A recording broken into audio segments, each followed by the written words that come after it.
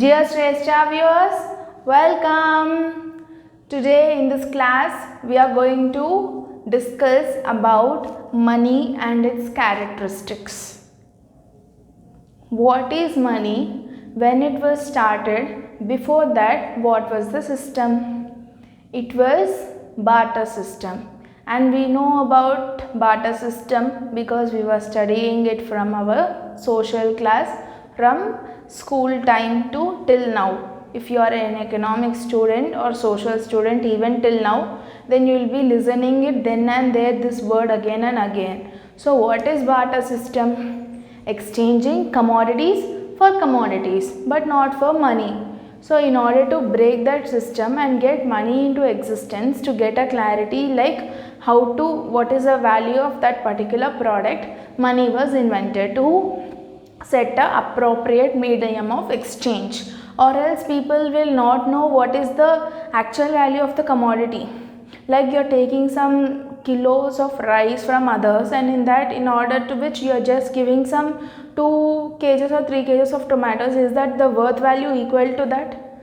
Not. No. Yes. Is it right? No, obviously not. So in order to break that system and get money into existence, to actually know the true value of what is the value of commodities and services, this money was invented, and it is a medium of exchange for trade that is commonly used by people nowadays, and it is an appropriate kind of medium of exchange. And now we are going to see its characteristics. Money is generally acceptable, isn't it so? Nowadays, not in nowadays, from the time when money was invented, that is only the system. Whatever you take, you pay money. So if you are taking a pen that is costing 5 rupees, you will pay 5 rupees and will take this pen. But you won't supplement, or won't give your old pen to him and you will take the new pen. No, right? You'll just pay 5 rupees and you're taking that pen. So that is like from a 1-year kid to 100 years elders, everyone knows what is money. Even an illiterate knows. So there is nobody, maybe there are someone in the villages using this system, but there is no one that they don't know what is money. Okay, even they know for some purposes. In some villages, some remote villages, they still follow the system, but then when it was barter system was 100%, there was 0% of this introduced, or the system was introduced was literally 0%. From when this system came into existence, that barter system slowly came down. Maybe still they are using at some remote villages or some places, but it is mostly closed. So if there are any systems still following, any places they are following this type of system, then comment and let me know. And next one is not necessary to have a physical attribute. What is physical attribute? See, I am having 10 rupees. I am having 10 rupees note in my hand. I am having 50 rupees. Is it necessary nowadays? Wherever you are carrying, if you just carry your phone or your ATM card, debit card or credit card, whatever it is enough. You need not carry the bags like however that in that olden days that people used to carry some crores of rupees in a suitcase, and they used to move here and there, and whenever they used to go out there was a threat. And mostly you can see this bank robberies. Whenever you come out of the bank taking your amount, you have to withdraw your amount from going to bank and you're getting it back. From now it is not like that. Even if you go to a small tea stall kind of stop, then there also they are using that QR code to scan the amount. So instead of giving some 500 rupees and asking for change, like you are taking some 10 rupees that is costing for some tea, then you want to pay only that 10 rupees, but you don't have the change. Okay, you only have 500 in your hand. And is it feasible like asking him to get all that change back? Will he be having that amount?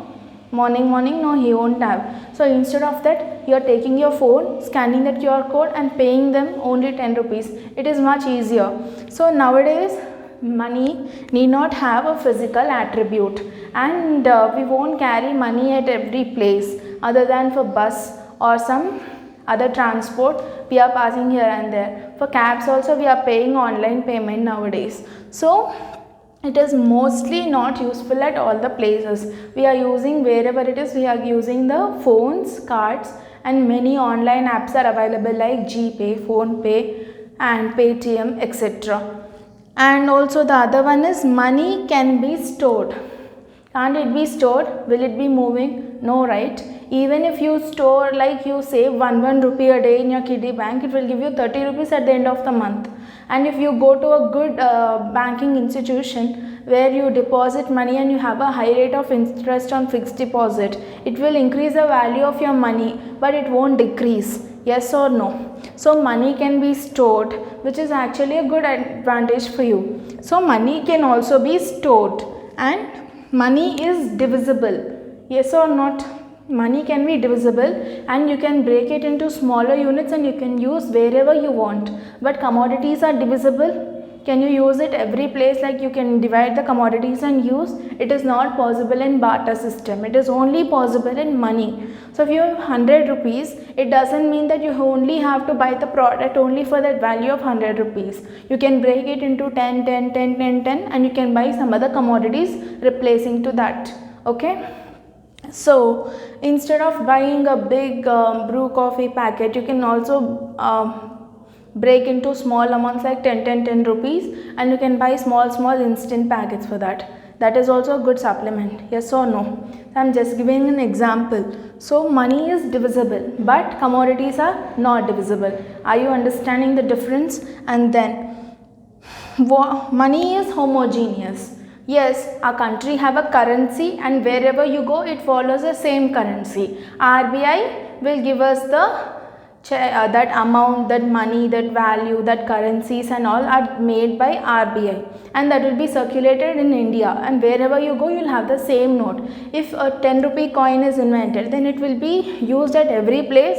So whenever you go to other place and you don't have any note, you can give simply that 10 rupees coin. And even now this 500 note is banned, 1000 rupees note is banned, but 2000 is there. You can exchange it wherever you go. It is 2000. It is the same note. Yes or no? So it is called money is homogeneous. And then money is widely recognized. As I told you, money is generally acceptable. It means that it is widely recognized also. Like I told you, a small kid to a 100 years old person, whatever it is, how many age, how old they are, whatever it is, they know the value of money. Even if illiterate, he doesn't know how to spend or doesn't know how to earn that, but he knows the value of money.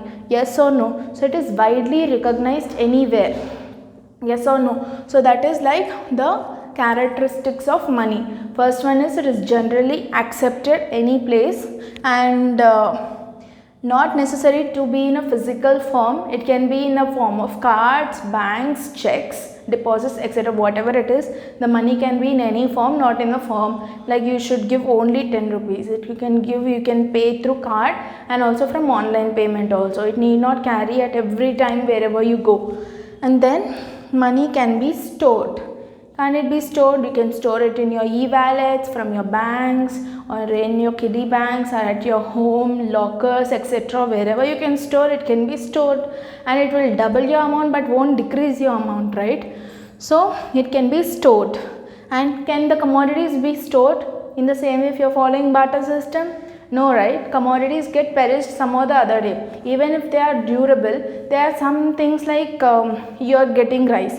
Yes, it is durable, but if there is some wet thing, if water is felt, then it gets spoiled, and if there are some insects coming into that, then it is spoiled. So commodities cannot be in store for a long time until you are storing it in a particular condition. But money can be stored anywhere. Yes or no? So it can be stored. And money is divisible. That is like you can divide the money into smaller parts and you can use for whatever things you want. But commodities cannot be divisible, and even if it is divisible, you can only use it for use where that commodity is needed, but not at all the place. Yes or no? With this money, you can buy a chocolate, a biscuit, a shampoo, a soap, a powder, etc.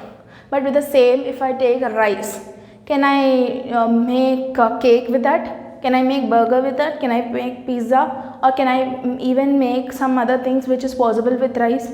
It's not possible, right? So what the commodity is used, even if it is divisible, I can only make the items which is possible only with that commodity. But money is not like that. If you are dividing it into small pieces, I can buy anything which I want with the help of money.